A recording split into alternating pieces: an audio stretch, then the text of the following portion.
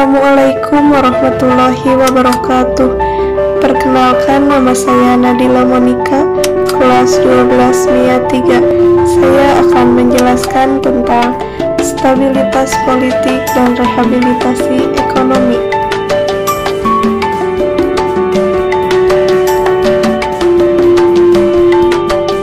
Stabilitas politik dan keamanan sebagai dasar pembangunan. Pada tanggal 6 Juli 1968,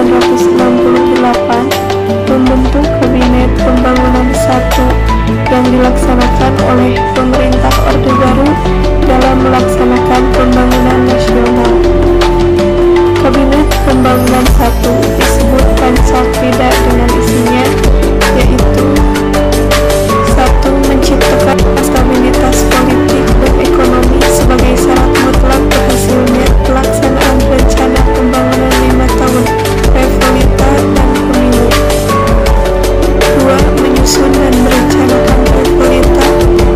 3. Melaksanakan pemilu selambat-lambatnya bulan Juli 1971. 4. Mengembalikan ketentuan dan keamanan masyarakat dengan mengikis habis sisa-sisa Gerakan 30 September atau Partai Komunis Indonesia. 5. Melanjutkan penyempurnaan dan pembersihan secara menyeluruh aparatur negara. Pada masa pemerintahan Orde Baru dilakukan penyederhanaan partai. Kemudian berhasil melaksanakan pemilu sebanyak 6 kali yang diselenggarakan setiap 5 tahun sekali, yaitu pada tahun 1901, 1977, 1982, 1987, 1992, dan 1997. Pada masa Orde Baru, selain menghasilkan setiap dinamika masyarakat, kebangsaan, dan kenegaraan dalam kerangka ketaatan terhadap Pancasila sebagai roadmap ideologis, pemerintah Orde Baru menghimpun komponen bangsa ke dalam agenda bersama yang diformulasikan ke dalam trilogi pembangunan.